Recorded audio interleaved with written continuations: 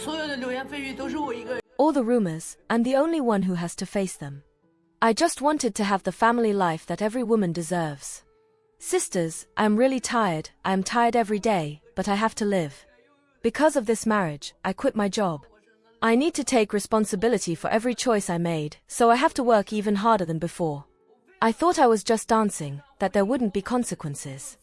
But now, looking at everything I've been through, I see that the consequences and the judgments have been much heavier than any amount of money I received. I feel empty and regretful, especially for the things I had to go through to earn that money.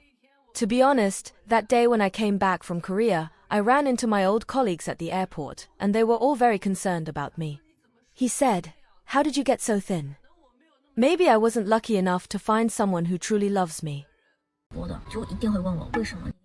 Every time I talk about my past experience, people, when they find out I used to be a streamer, always ask me, how did you manage to earn over 100,000 a year and still decide to quit? And more, how did you manage to transition and get back to that level of income? Most of the time, my answer is that I wanted something with more future, something I could actually see growing. But there are aspects I never shared, and today I want to tell. Many people who've never done live streaming might think it's simple, just show up and earn money, but the reality is very different. For those who have lived through it, hearing such simplistic ideas is painful because the truth is far from that. The first point is that being a streamer is actually a service job. You're dealing with emotions, always pushing to keep your energy up, and in the end, you just get more and more drained. Imagine, you have to perform and interact, but it's not like being a theater actress or a circus performer, where you can focus purely on the performance. No, while you're performing, you have to deal with hundreds of people, respond to questions, sell tickets, and still try to keep your performance up. It's not just exhausting, it's almost emotionally overwhelming. And the situation gets worse when you realize you have to be in top shape all the time. You can't show that you're tired or down. If you take time to rest, you're seen as lazy. If you keep working, you have to hide your exhaustion, suppress your discomfort. This can destroy you emotionally. I've had moments like this, going out to parties to try to release the tension, dancing until dawn, but still not able to recharge. It's a cycle that seems to never end. And, not to mention, you always have to look gorgeous. The moment you start showing signs of aging, you're left behind, and your audience will go after a young girl who's shaking it. It's simply inevitable. If I had focused on my career from the start, everything would have been much easier. But instead, I found myself stuck in this cycle. The second point is that the pressure of live streaming is unbearable. There is no other job as exposed and competitive as being a streamer. You're constantly compared to others, and you have to see the competition all the time. How many followers do they have? How do they dress? How do they present themselves? This puts you in a position where you're always comparing yourself, doubting yourself, wanting to improve but not knowing exactly where. It leads to a constant cycle of self-criticism, a process of self-denial. And no matter how strong you are, eventually, you'll ask yourself, what am I doing with my life? You start to feel like you're not enough, that there's always something that needs changing. You get lost in competition, in envy, in feelings of inadequacy. In the end, feeling drained is inevitable. I know that sometimes, it may seem like there's no other way, that you have to keep going because you need the money. But the truth is that, if you have the option, it's worth stopping and reflecting on what you're really doing with your life and your emotions. When you finally have the choice, think carefully about whether it's worth continuing to feed that constant pressure or if it's time to take care of yourself, your mental and emotional health. Because, in the end, true strength comes from within, and no one teaches you that on a live stream.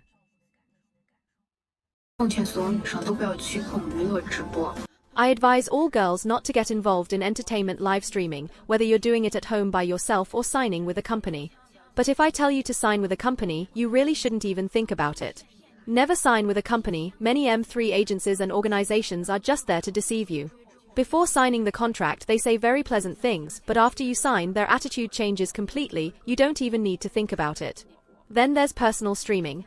I used to stream alone in a dormitory. When I first started live streaming, I earned 20 yuan per stream.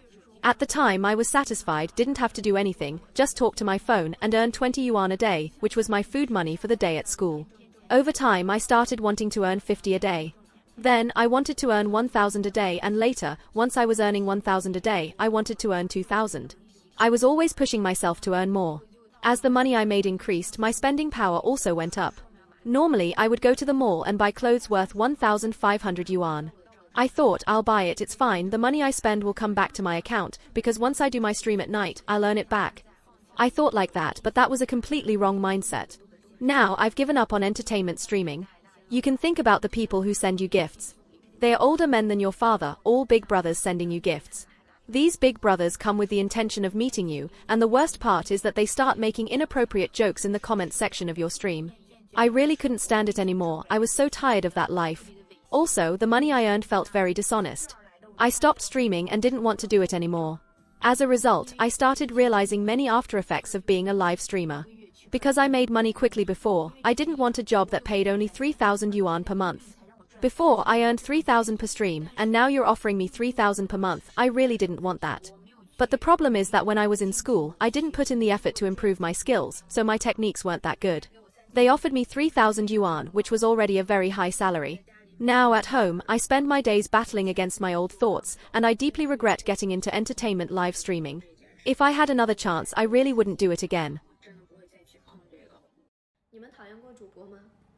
Have you ever hated a streamer? Sorry. I was once a streamer too. And now I've been offline for 6 months. Actually, I can really understand why so many people dislike the profession of being a streamer. Because in their eyes, streamers earn 2,000 yuan, but are seen as people with no social value, just idle. Today, I want to share some real stories and thoughts from a streamer who worked for 4 years. Before becoming a streamer, I was a financial presenter on a TV station. When I resigned, my idea was simple. I wanted to have a small income before I turned 30 and create my own business. It was a simple idea, but the process was really hard. Staying up late, hair loss, dark circles. Also, my eyesight, which was 400 degrees, went up to over 750. I'll show you a bill. For me, the most serious thing in this experience was that I made a blind consumer request. And that is what I regret the most. Just like when I resigned 3 years ago to be a streamer. Now, when I suddenly quit streaming, many people didn't understand. Because today, my monthly income is even less than my daily income when I was streaming. So why do I work so hard? To be honest, I was torn. But I never regretted it. Next year, I'll be 30. And the wish I had 3 years ago seems like it hasn't been fulfilled. But the streaming job made me feel like it was too draining. I must stop. Because it made me feel like there's no future. Another very important reason is that I have too many streamer friends around me who have already fallen into anxiety and even depression. I've been through it too. But I've never shared with my friends the emotional low I reached. Still, here, I really need to thank the friends who have been with me. Because you were truly sincere, thank you for your persistence. It's because of you that I never regretted every 3 a.m. I spent with you. All these years. I've gone through so much prejudice and hard times. But I still believe that a person with strength and positive energy is not afraid of change. And now I've found the profession I truly love. Psychological counseling. I'm doing well. And if I have the opportunity, I hope we can meet at the top.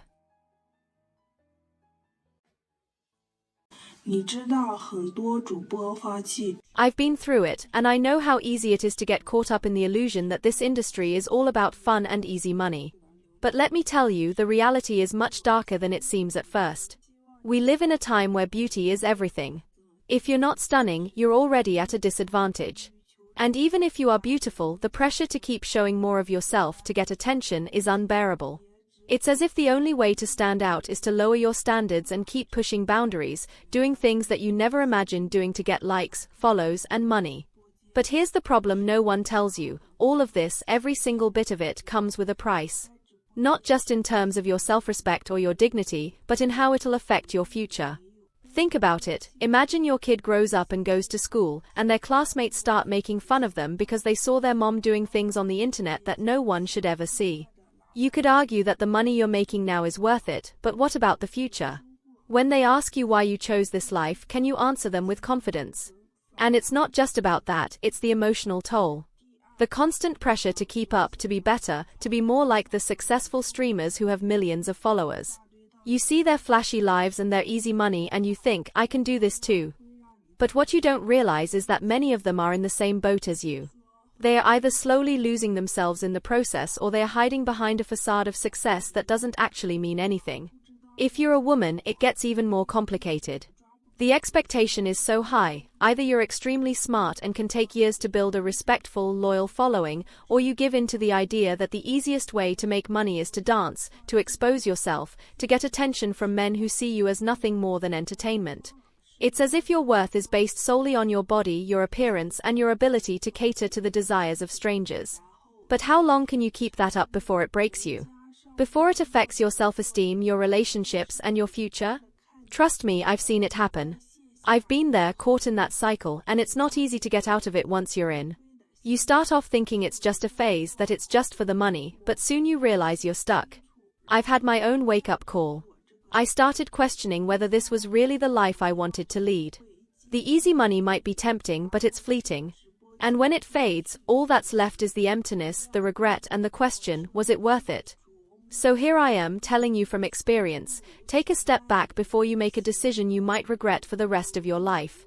The world of camming, the world of internet fame, isn't all it seems. It promises a lot, but it also takes a lot from you, emotionally, mentally, and in ways that are hard to recover from. There's no easy path in life, but the harder paths are often the ones that lead to something real, something lasting. I chose to walk away, and it was one of the best decisions I've ever made. Now, I want you to ask yourself, what path are you choosing? Will you keep chasing the quick thrill, or will you build something real for your future? With millions in earnings, I decided to stop live streaming. I started getting involved with entertainment streaming in 2018, and it's been over 5 years since then. I was lucky, I caught the wave, and made my first big earnings in life. But over these years, I never took a day off. Even in my first video, you saw that I was always there, never stopping, working long shifts of over 10 hours. So, why did I decide to stop now? Because entertainment streaming is actually a service job.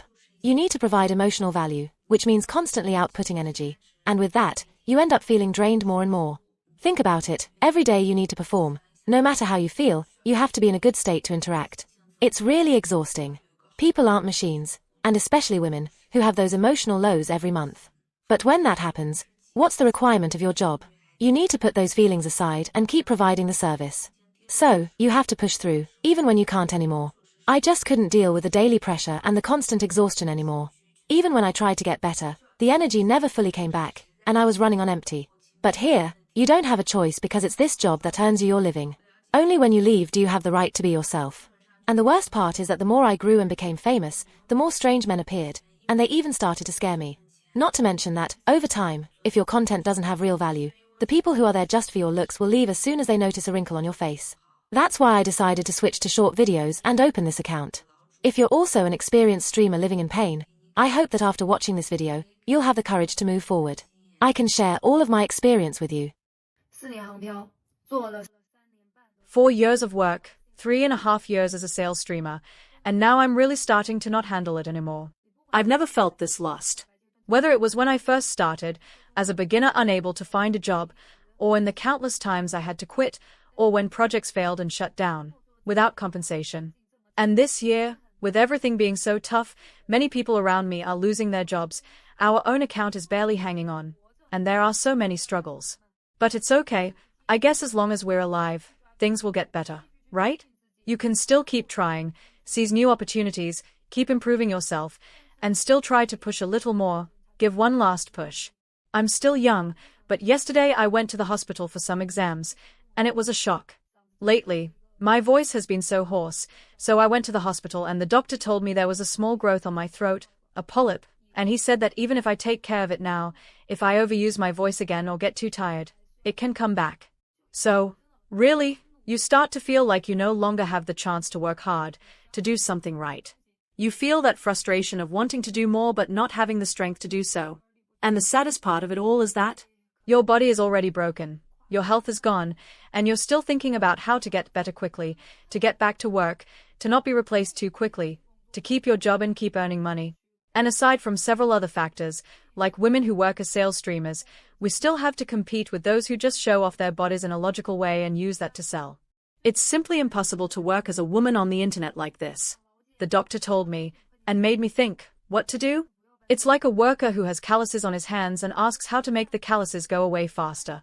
The answer would be, then stop working. But if I stop, how will I make money?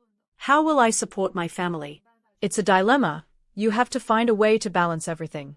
I ran all these thoughts through my head. Will my health get better? If it does, I'll get back to work soon. And if it doesn't? Will I still find a better job in Hangzhou?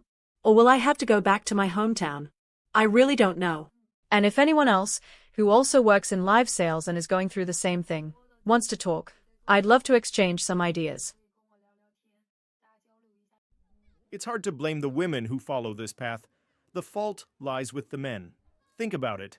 What incentive would a woman, not just in China but all over the world, have to dedicate herself to something truly serious in her career if she is even minimally attractive and has a decent body? She can just dance in front of a camera and in 1 month earn what many make in a year, all fueled by simps. While watching some videos on this topic, I noticed that many women, especially the first generation who entered this market around 2016 and 2017, now regret it. They made good money, but when they try to leave this market, they face harsh judgment from Chinese men. Many of them, who don't consume this kind of content, are simply not willing to marry women who produce it. The logic is clear. What sense does it make to be with a woman who made money pleasing men with destructive behaviors? And what is the final destination of these women who do lives? One internet user commented that being a live streamer can really destroy a person's worldview. The vast majority of viewers don't spend a dime, and spending $9.90 on a simple pair of glasses already puts someone in the top 5% of consumers. Though, when a big brother of level 50 or 60 enters the live room, the streamer begins to ignore her old followers and focuses solely on this one viewer, whose spending power may exceed that of all the others combined. In this atmosphere, it's hard not to notice issues with their worldview. It's common to see streamers with only a few viewers, but the exhibition points are all filled. They don't perform anything. They just chat. In my opinion, they're concentrating all their efforts on selling tickets to the live. The irony is that some streamers claim to be honest, stating that they never interact with their fans.